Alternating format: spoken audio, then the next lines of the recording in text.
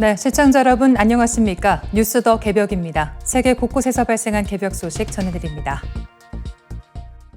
기후 위기로 기온이 오르면서 한때 추운 날씨 덕분에 진드기 청정 지역으로 여겨졌던 캐나다 전역이 진드기 확산으로 긴장하고 있습니다. 과거에는 보기 어려웠던 진드기 매개 감염병이 빠르게 늘고 온라인에서는 정부가 하늘에서 진드기를 뿌리고 있다는 근거 없는 음모론까지 퍼지고 있습니다. 캐나다 공영방송 CBC 등에 따르면 라임병을 옮기는 외래종 진드기들이 미국 국경을 넘어 해마다 35에서 55km씩 북쪽으로 서식지를 넓히고 있습니다. 캐나다 구엘프 대학교 KT 클로우 교수는 인구가 밀집한 미국 국경 인근 지역이 이미 진드기가 살기에 적합한 기후 조건을 갖췄다고 설명했습니다.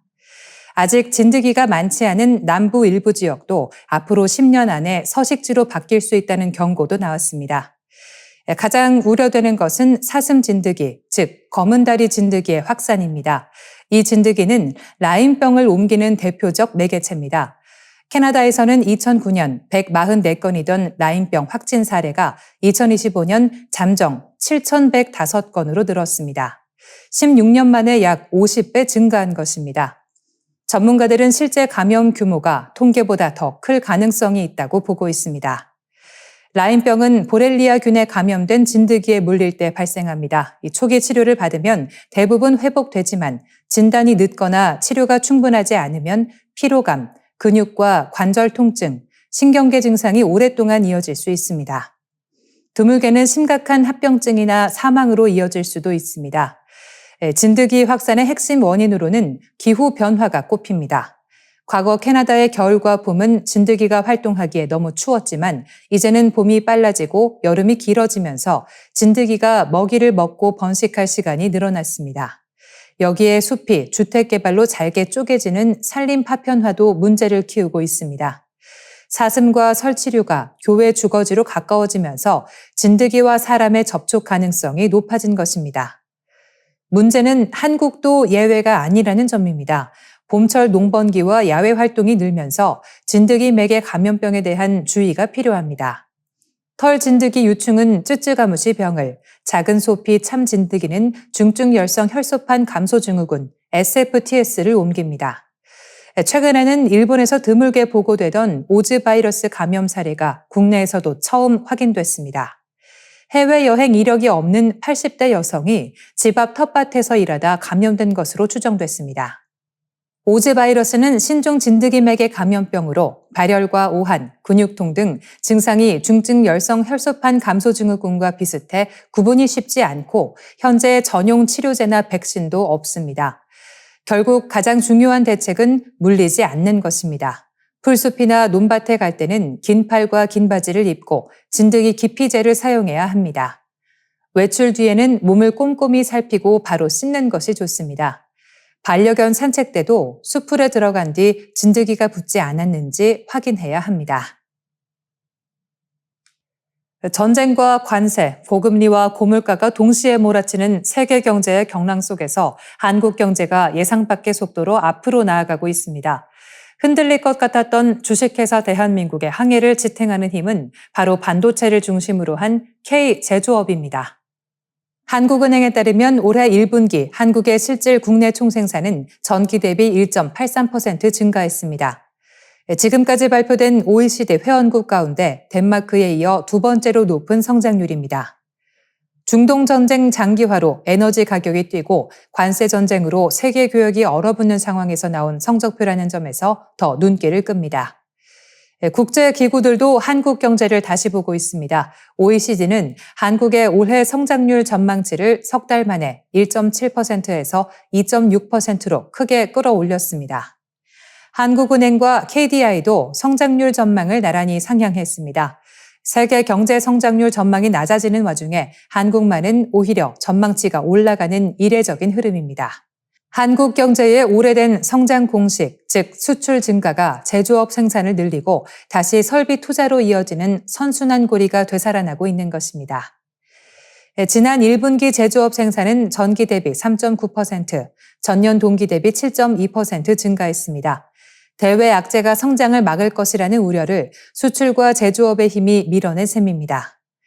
그 최전선에는 반도체가 있습니다. 인공지능 시대가 본격적으로 열리면서 고대역폭 메모리, HBM을 비롯한 고부가 가치 반도체 수요가 폭발하고 있습니다. 삼성전자와 SK하이닉스는 세계 D램 시장의 1, 2위를 차지하며 메모리 반도체의 주도권을 쥐고 있습니다. 반도체는 이제 단순한 수출 품목이 아니라 AI 시대의 전략 자산이 됐습니다. 조선업도 다시 파도를 타고 있습니다. 글로벌 공급망 재편 속에서 친환경 고부가 가치 선박을 제대로 만들 수 있는 한국 조선업의 주문이 몰리고 있습니다. 방위 산업도 국제 안보 불안 속에서 새로운 성장축으로 떠올랐습니다. 한국산 무기 체계는 가격 경쟁력과 빠른 납기, 실전 성능을 앞세워 세계 시장에서 존재감을 키우고 있습니다. 배터리와 디스플레이까지 더하면 한국 제조업의 포트폴리오는 더욱 강력해집니다. 어느 한 품목에만 기대는 것이 아니라 미래 산업의 핵심 부품과 장비를 여러 축에서 공급하는 구조입니다. 세계 경제가 불안할수록 한국 제조업의 전략적 가치는 오히려 커지고 있습니다. 전문가들은 지금의 흐름이 단순한 경기 반등에 그치지 않을 수 있다고 봅니다. 과거 독일이 제조업 강국으로 세계 시장의 기준을 제시했다면 AI와 안보 위기가 결합된 새로운 글로벌 경제 질서에서는 대한민국이 그 자리를 노릴 수 있다는 기대도 나옵니다. 다만 이 기회를 현실로 만들려면 기술 고도화와 연구개발 투자, 스마트 제조 혁신이 계속돼야 합니다. 전쟁과 관세의 먹구름 속에서도 한국 경제가 질주하고 있습니다. 그 엔진은 반도체이고 그 바퀴는 조선과 방산, 배터리와 디스플레이입니다. 세계 경제의 위기가 깊어질수록 K제조업은 대한민국의 방패이자 성장의 창으로 떠오르고 있습니다. 미국이 이란과의 전쟁에 투입한 비용이 약 400억 달러, 우리 돈으로 61조 원을 넘어선 것으로 추산됐습니다. 전쟁은 군사작전으로 끝난 것이 아니라 미국 경제 전반에 막대한 후폭풍을 남기고 있습니다. CNN에 따르면 미국 싱크탱크 전략국제문제연구소 CSIS는 이번 이란 전쟁 비용을 약 400억 달러로 추산했습니다. 이 금액에는 탄약 사용 비용과 파괴된 장비, 미군 기지 피해 복구 비용 등이 포함됐습니다. 하지만 기존 국방부 예산에 이미 잡혀있던 병력 운용비와 장비 유지비는 빠져 있어 실제 부담은 이보다 더 클 수 있다는 분석이 나옵니다. 가장 큰 지출 항목은 탄약이었습니다. 전체 비용의 약 3분의 2에 해당하는 260억 달러, 우리 돈 약 40조 원이 탄약 사용에 들어간 것으로 집계됐습니다. 특히 장거리 정밀 타격 무기와 고성능 미사일이 대량으로 사용됐습니다. 한 발당 약 250만 달러, 우리 돈 38억 원에 달하는 토마호크 미사일은 이번 전쟁에서만 약 1000발이 발사된 것으로 전해졌습니다. 전문가들은 이로 인해 미국의 핵심 미사일 재고가 상당 부분 소진됐을 가능성을 제기하고 있습니다. 미 국방부는 별도로 800억 달러 규모의 추가 예산도 요청한 것으로 알려졌습니다.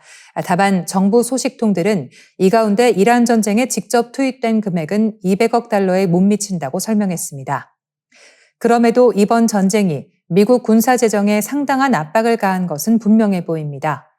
문제는 전쟁 비용이 국방비에만 머물지 않는다는 점입니다. 전쟁 이전 갤런당 3달러 아래였던 미국 휘발유 가격은 전쟁 기간 4달러를 넘어섰습니다. 전략 비축률은 1983년 이후 가장 낮은 수준으로 떨어졌고 오클라호마주 쿠싱 저장시설의 원유 재고도 2천만 배럴 수준까지 줄었습니다. 에너지 가격 상승은 곧바로 물가 부담으로 이어졌습니다. 미국의 5월 소비자 물가지수는 1년 전보다 4.2% 오르며 3년여 만에 가장 높은 수준을 기록했습니다. 물가 불안이 커지자 연방준비제도도 금리 인하에 신중한 태도를 보이고 있습니다. 도널드 트럼프 대통령은 기존금리 인하를 압박했지만 케빈 워시 신임 의장이 이끄는 연준은 지난주 기존금리를 동결했습니다. 이번 이란 전쟁은 미국의 군사적 승패를 넘어 재정과 에너지, 물가, 금리까지 흔드는 복합 위기로 번지고 있습니다. 미사일은 발사됐고 유가는 뛰었으며 물가는 다시 고개를 들었습니다. 전쟁의 청구선은 이제 미국 국민의 지갑과 경제 전반으로 넘어가고 있습니다. 유전자 변형 작물에 대해 세계에서 가장 엄격한 규제 기준을 유지해온 유럽연합 EU가 중대한 정책 전환에 나섰습니다. 기후 변화와 해충, 식량 안보 위기가 커지는 상황에서 유전자 편집 작물에 대한 규제를 대폭 완화하기로 한 것입니다. 유럽의회는 지난 6월 신유전체 기술 법안을 통과시켰습니다. 핵심은 외래 유전자를 넣지 않고 식물 자체의 유전자 일부만 정밀하게 교정한 작물, 이른바 신유전체 기술 1군 작물을 기존 유전자 변형 생물 규제 대상에서 사실상 제외하는 것입니다. 자연 교배나 전통 육종으로도 일어날 수 있는 수준의 작은 유전자 변화라면 일반 작물과 비슷하게 취급하겠다는 뜻입니다. 다만 모든 유전자 편집 작물이 규제 완화 대상이 되는 것은 아닙니다. 제초제 내성을 갖게 하거나 살충 물질을 만들도록 편집한 작물은 제외됩니다. 또 외래 유전자를 주입한 NGT2 작물은 지금처럼 위험성 평가를 거쳐야 합니다. 이유는 이번 변화가 작물을 어떤 기술로 만들었느냐보다 최종적으로 어떤 유전적 특성을 갖게 되었느냐를 기준으로 삼는 전환이라고 설명했습니다. 이번 법안은 유럽 농업 정책에서 큰 의미를 갖습니다. 그동안 유럽은 강한 환경운동 전통과 기업형 농업에 대한 불신 때문에 GMO를 엄격하게 규제해왔습니다. 하지만 기후 위기가 심화되면서 내열성 작물, 병충해에 강한 밀, 영양 성분을 높인 채소처럼 미래 농업에 필요한 품종 개발 필요성이 커졌습니다. 국제과학계와 연구기관들은 이번 조치를 과학과 지속가능한 농업을 위한 이정표로 평가하고 있습니다.